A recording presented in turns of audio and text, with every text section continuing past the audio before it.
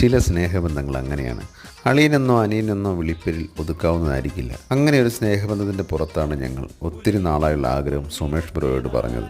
House ബോട്ടിൽ ഒരു cooking video എടുക്കണമെന്ന്. ഒരു മടിയും കൂടാതെ സുമേഷ് ബ്രോ അത് സെറ്റ് ചെയ്ത് തന്നു. അങ്ങനെ അരുണളിയൻ്റെ കാറിൽ ഞങ്ങളെല്ലാവരും കൂടി പുന്നമടയിൽ നാടൻ കരിമീനുമായി സൈജ് ഒളിയനും നമ്മുടെ സുമേഷ് ബ്രോയും ഞങ്ങളെ വെയിറ്റ് ചെയ്ത് നിൽപ്പുണ്ടായിരുന്നു. ഒട്ടും സമയം കളയാതെ ബോട്ടിൽ തന്നെ ഒരു കട്ടനും ഇട്ട് കുടിച്ചു. ബ്രോ നന്നായിട്ട് കട്ട് ചെയ്ത് ക്ലീൻ ചെയ്ത മീനിലേക്ക് ഞങ്ങൾ മുളക് പൊടി, ഉപ്പും കുരുമുളക് പൊടി ഇവയൊക്കെ ചേർത്ത് പൊടിയായി കുറച്ച് വെളിച്ചെണ്ണ ഒഴിച്ച് അറഞ്ചം പുറഞ്ഞം വരഞ്ഞു വെച്ച മീനിലേക്ക് തേച്ചങ്ങ് പിടിപ്പിച്ചു. പിന്നെ കട്ട വെയിറ്റിംഗ് ആയിരുന്നു.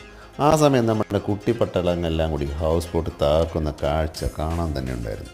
20 മിനിറ്റിന് ശേഷം നമ്മുടെ മസാല പിടിച്ച കരിമീൻ കുട്ടന്മാരെ എടുത്ത് വേപ്പിലയിട്ട് തിളപ്പിച്ച എണ്ണയിലോട്ടിട്ട് വറുത്ത് കോരി മോരിച്ചങ്ങോട്ട് എടുത്തു.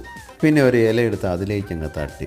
പിന്നെ എല്ലാവരും കൂടി ഒരു അറ്റാക്ക് തന്നെയായിരുന്നു. നല്ല പോളി സാധനം. കുറച്ച് കഴിഞ്ഞപ്പോൾ ഈ കാണുന്ന മുള്ള് പോലും ബാക്കിയുണ്ടായിരുന്നു.